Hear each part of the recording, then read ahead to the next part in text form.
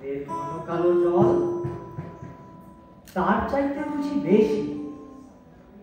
চারিদিকে নিকষ কালো অন্ধকার, তবু হাসনের দিলে জলে হাজার তারার দিন। বজ্রায় বসে কড়ি কড়ি চক্ষু দুটি ঘুরায় ঘুরায় হাসন দেখে জমি আর আসমান। ফিসফিসিয়ে কয়, লোকে বলে বলে রে ঘর বাড়ি বালা নাই আমার।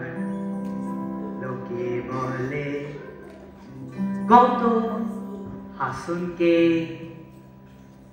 জানো না বুঝি? দেওয়ান হাসন রাজা চৌধুরী, দেওয়ান হাসন রাজা চৌধুরী, দেওয়ান হাসন রাজা চৌধুরী।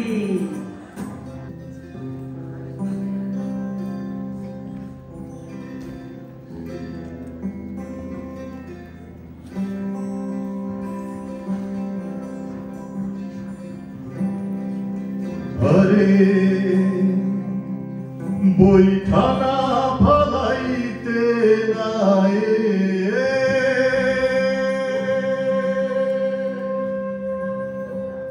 বৈঠানা ফালাইতে নাই,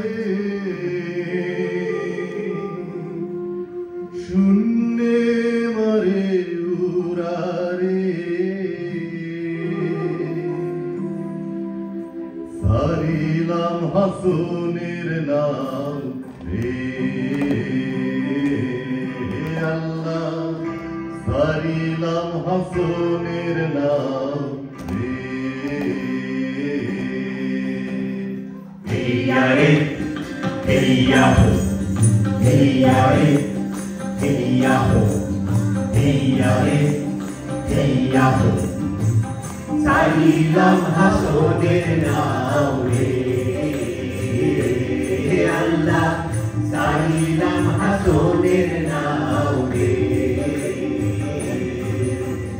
হাসনের রাজার নাম রে ভালো ভালো গুড়া, হাসনের রাজার নাম রে ভালো ভালো গুড়া। আরে বৈঠানা ফালাইতে নামে, বৈঠানা ফালাইতে নামে, শূন্যে মারে উড়ায়ে সারিলাম হাসনের নাম রে আল্লাহ, সারিলাম হাসনের নাম রে।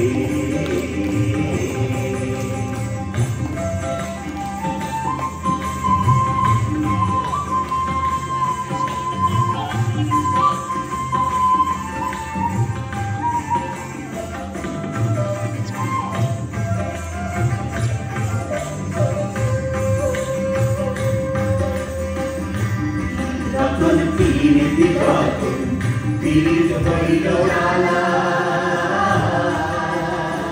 পীড়িত রতন পীড়িত যতন, পীড়িত হইল জ্বালা। পীড়িত করা প্রাণে মরা, পীড়িত করা প্রাণে মরা, কোন না জানিয়া রে সারিলাম হাসনের নাম রে।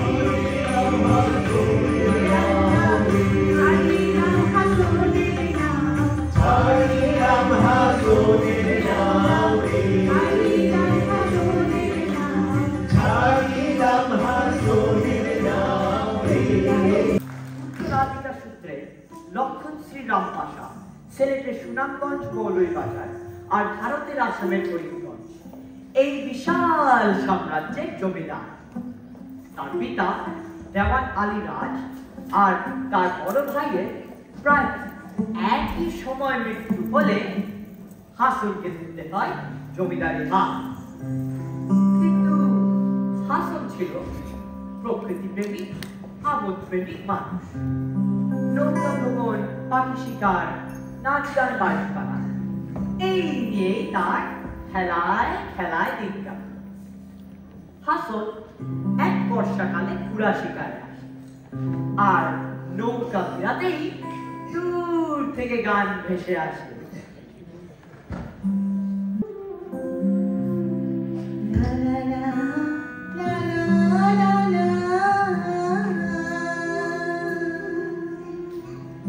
এত সুন্দর গলায় কে গান গায়? এই যাও তো, তোমরা তারে ধরে নিয়ে আসো।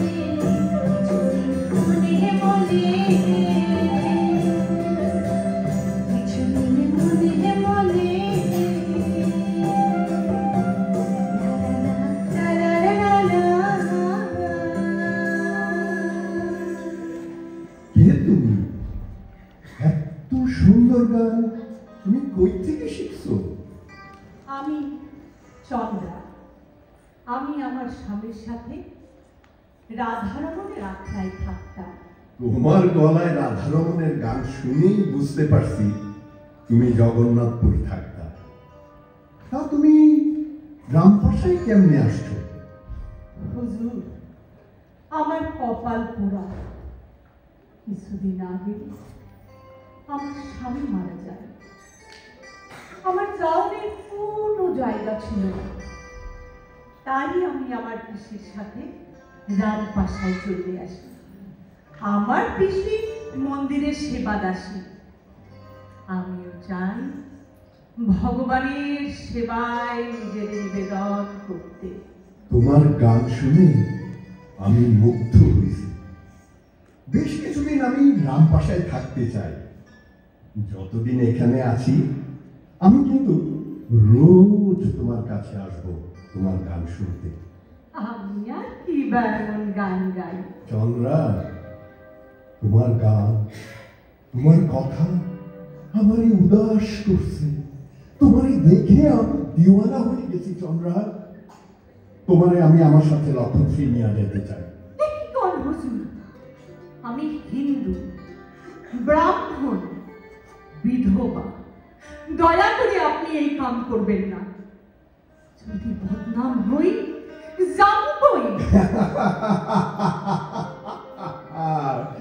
জমিদার দেওয়ান হাসন রাজা চৌধুরীর বদনামের শেষ নাই।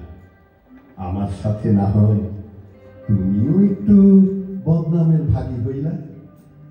বেলা পইরা গেল, ঠাকুর যাবার অনুমতি চাই। যদি কথা দাও আবার দেখা হবে, তাইলে অনুমতি দেব। ভগবান চাইলে আবার দেখা হবে। আচ্ছা, তোমার দেখে আজ আমার এত উদাস লাগতেছে কেন?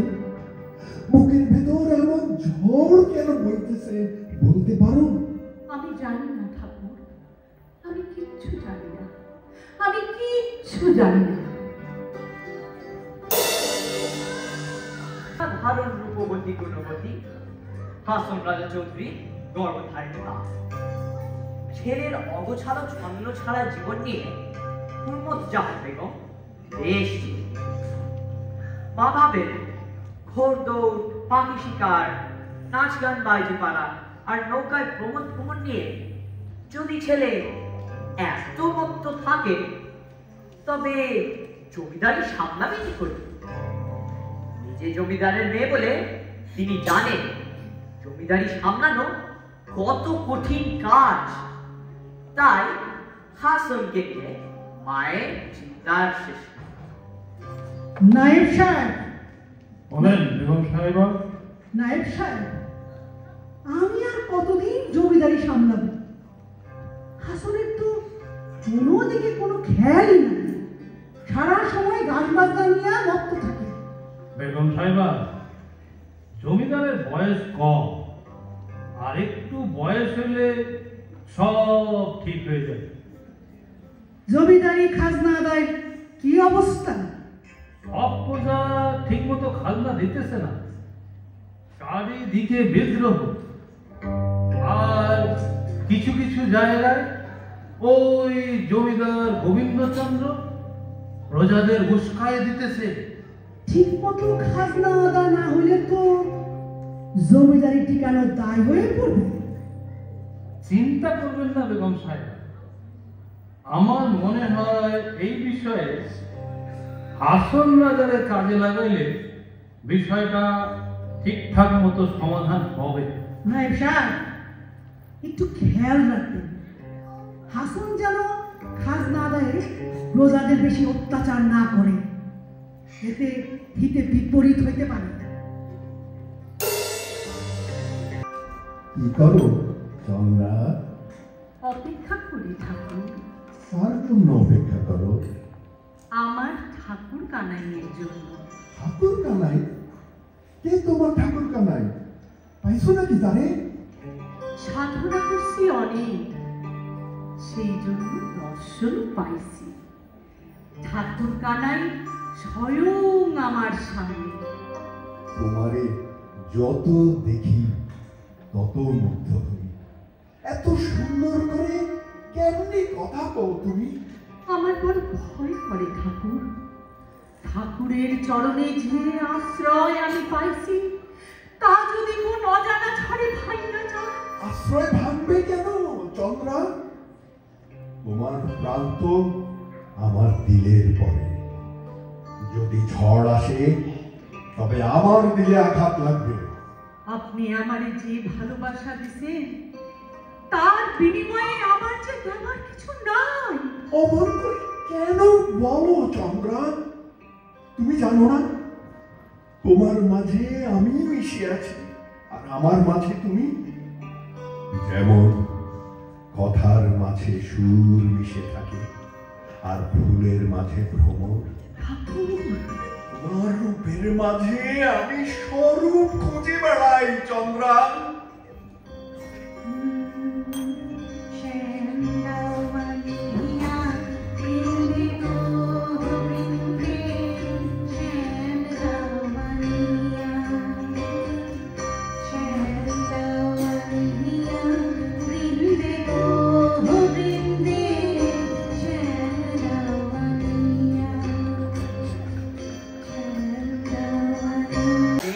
দরজায় গা ভাসিয়ে আছে। অন্যদিকে তখন হাসনের স্ত্রী আজিজা বানু স্বামীর সান্নিধ্যবিহীন বিরহ যন্ত্রণায় কাতরাচ্ছে।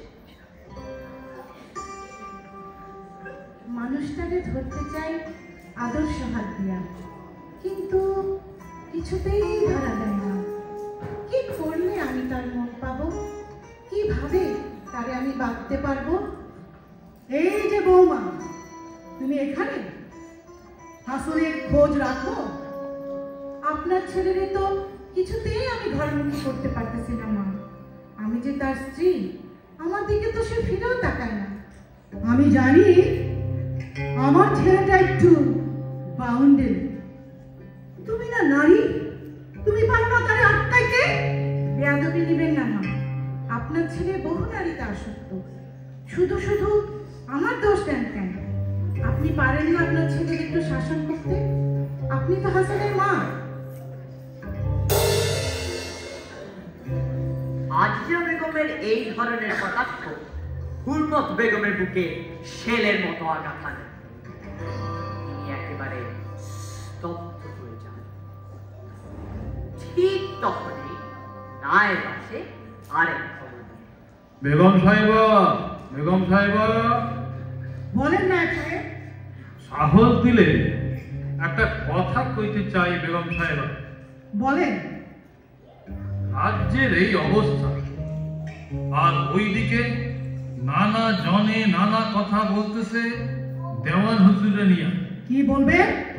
স্পষ্ট করে বলেন। গান বাজনা নিয়ে মত্ত থাকেন রাজা, তা হয়তো ঠিক আছে, কিন্তু চন্দ্রাবতী নামে এক হিন্দু বিধবারে আশ্রয় দিয়া ওই মহিলার সাথে ব্যাস, আর বলতে লাগবো না, আমি দেখতাছি।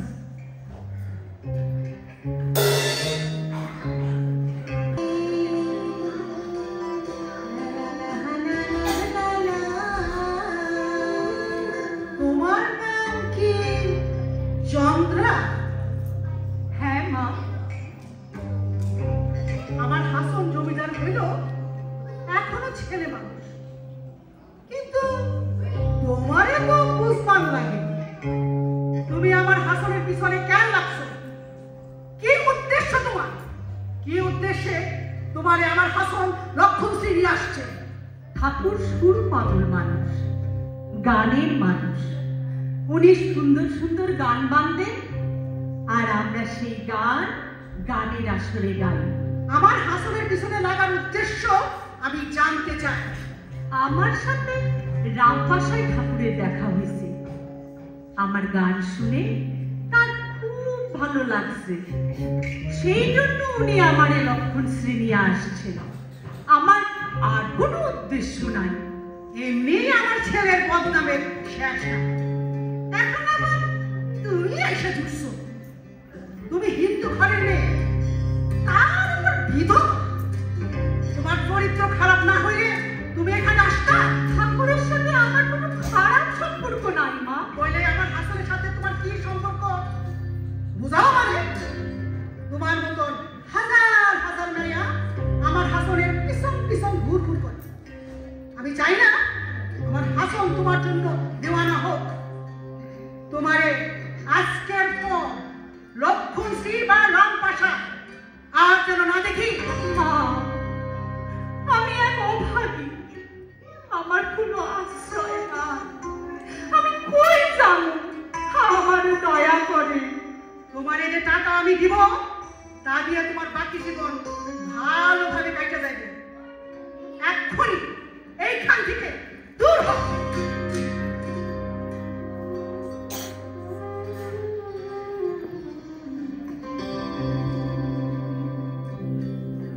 আমি অর্থ করি চাই না, আমারে দয়া করে। ও ঠাকুর, তুমি কোথায়? এই অভাগী চন্দ্রার দু মুখ থেকে মুখ ফিরাই নিও না ঠাকুর। আমি যে শেষ হইয়া গেলাম ঠাকুর।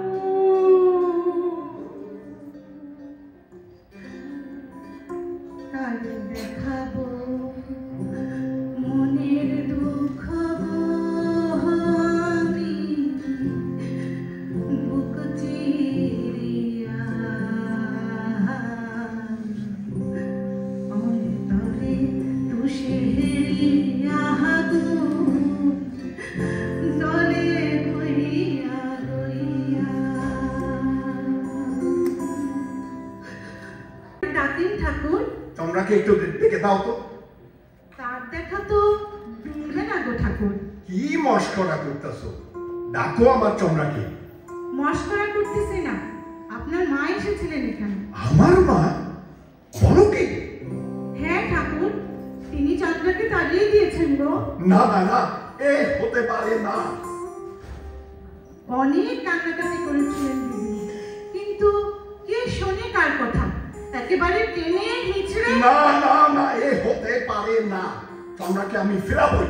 চন্দ্রা, চন্দ্রা, চন্দ্রা। কিন্তু হাসন রাজার বিচ্ছেদের আগুন জ্বলে উঠল।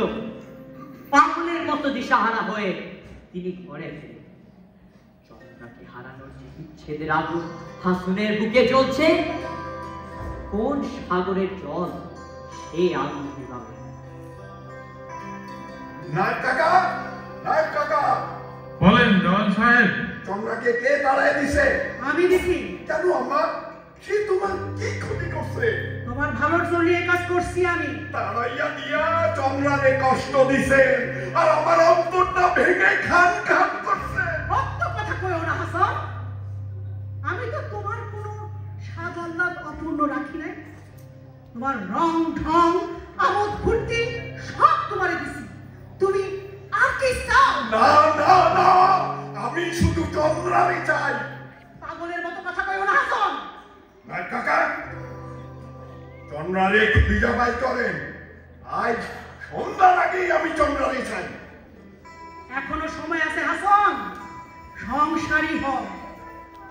তোমার ঘরে বউ আছে, বাচ্চা আছে, তুমি এত বড় জমিদারের জমিদার। এসব রং ঢং ছাড়ো, আর কত তামসা করবা এই জীবনে? চন্দ্রারে আমি কেমনে ভুলবো? কেমনে সইব এমন জ্বালা? যেই জ্বালায় আমার অন্তর পুড়ে ছাই। কথা ছিল সঙ্গে নিবে, সঙ্গে আমায় নাহি নিল গো দয়াল। কথা ছিল সঙ্গে নিবে, সঙ্গে আমায় নাহি নিল গো। আমার থেকে বেরিয়ে যান একটু সুখ, একটু শান্তির আশায়। মাঝ পাড়ায় হাসন হয়ে যায় নেশায় চুর, লক্ষ্যহীন এক প্রেমের কাকা।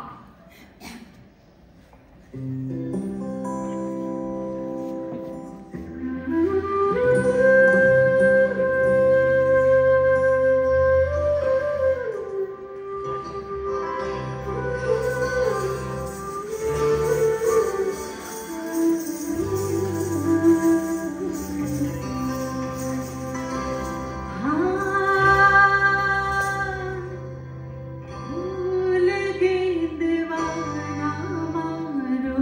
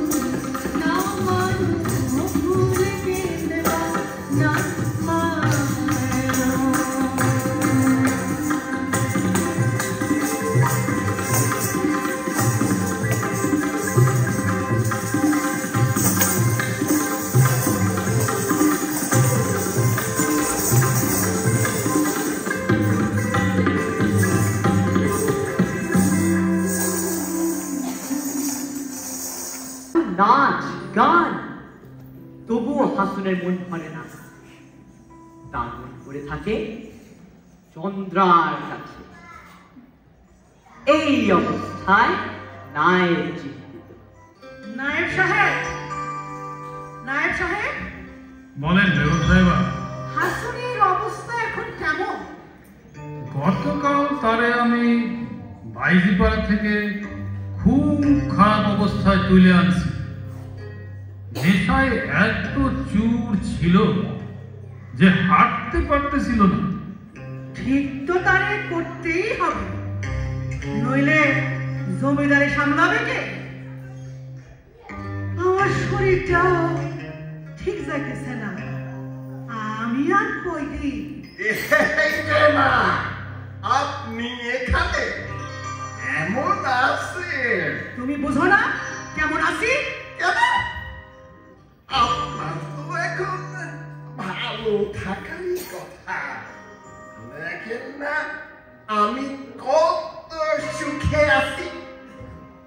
না কাকা, মজলিসের আয়োজন করেন, পাটনার থেকে সবচেয়ে দামি সুন্দরী বাইজি আমার ব্যবস্থা করেন, আর আমার জুড়িন্দা নৌকা প্রস্তুত করেন। নায়েব সাহেব, যান আপনি নিজে বাইজির ব্যবস্থা করেন, যেন বাইজির চেহারা দেখা আমার পুতের মাথা থেকে চন্দ্রার ভূত নাই না যান। পাটনা থেকে সুন্দরী বাইজি আনতে যান নায়েব সাহেব। এই সবই হচ্ছে গুলমত জাহানের ইশারা।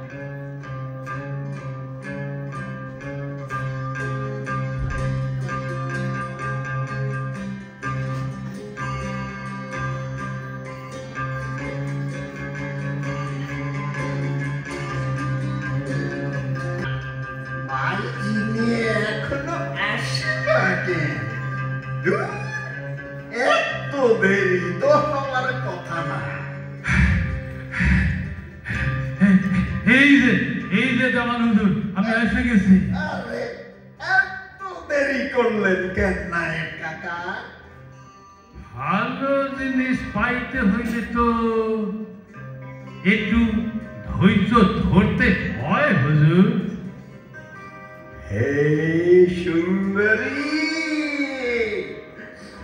আমি তো তোমার প্রতীক্ষায় সময় গুনতেছি।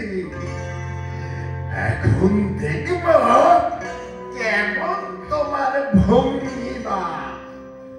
তা তুমি কি ঘন্টার আড়ালেই থাকবে, নাকি আমি নিজ হাতে তোমাকে উন্মোচিত করব? তুমি তো আমার দেহ মনে নেশা লাগাইয়া দিছ। নেশা লাগিল, ও নেশা লাগিল রে, বাঁকা দুই নয়নে নেশা লাগিল রে, নেশা লাগিল, ও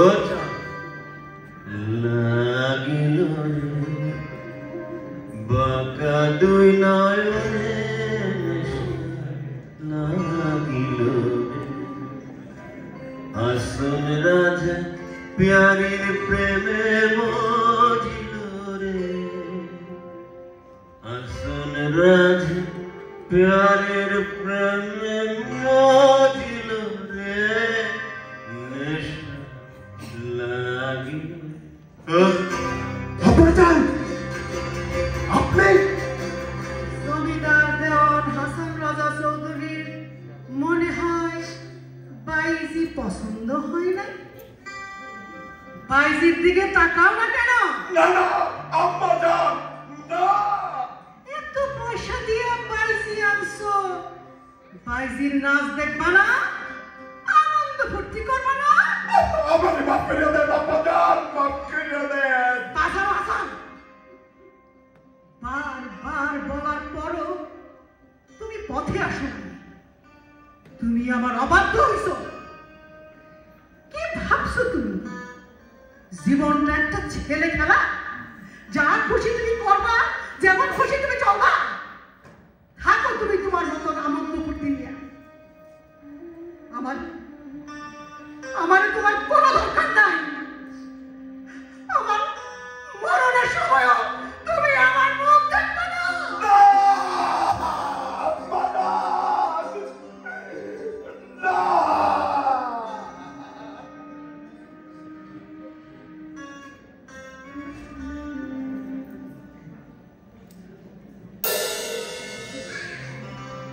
কোন অনলে চলছে দেওয়ান হাসন রাজা।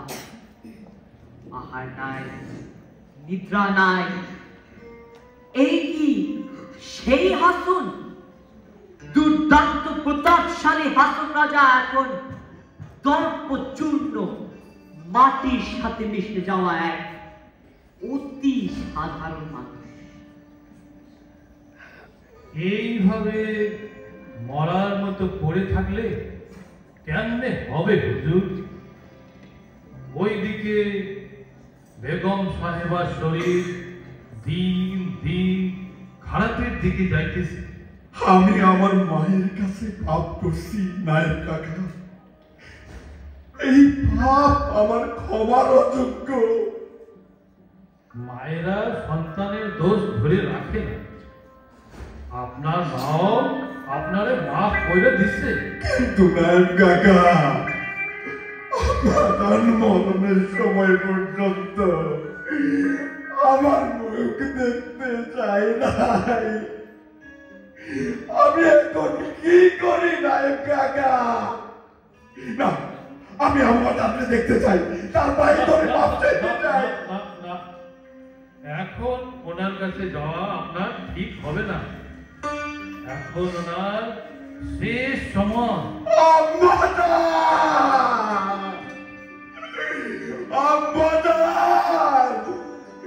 আমারে আপনি মাফ করে দেন। একবার, শুধু একবার আসন রে আমার পুত্রে বললা বুকে জড়াইয়া ধরে না ফাদা। আব্বাদা আব্বাদা।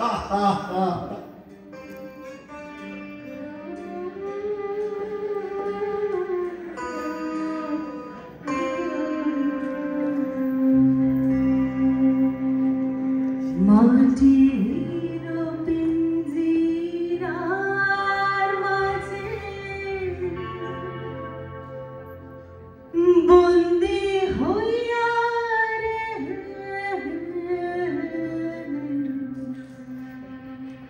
কান্দে হাসন রাজা।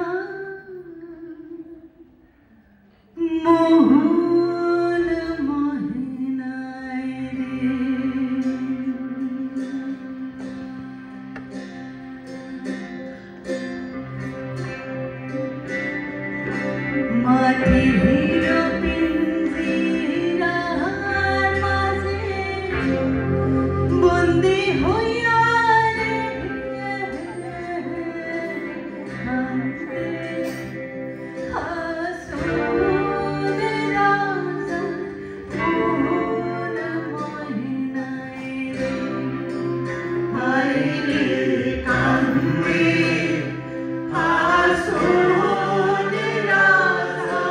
Oh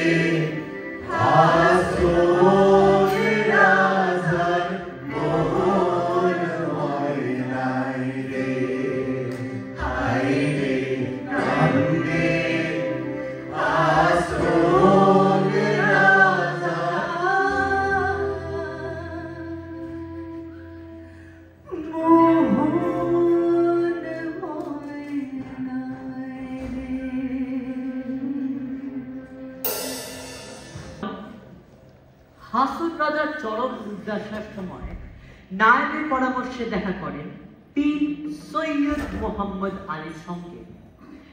এই পীরের মুরিদ ছিলেন হাসনের মা বাবা দুজনেই। পীর সাহেব হাসনকে এই জাগতিক ভোগ বিলাস থেকে আধ্যাত্মিক, দেহতাত্ত্বিক আর আত্মিক ক্ষয়নের মনোনিবেশ করার পরামর্শ দেন।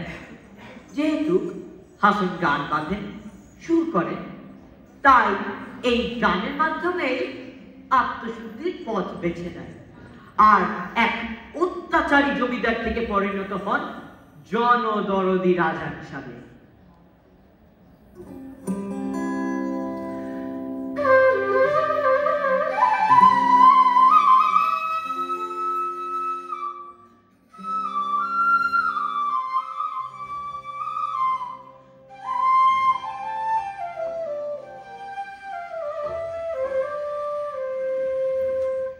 কি ঘর বানাই আমি,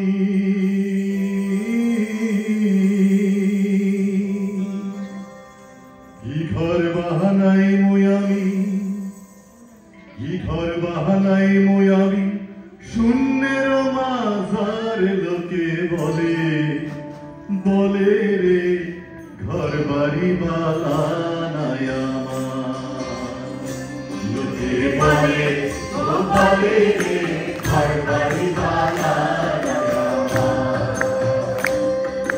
বলে বলে রে ঘর বাড়ি বানাই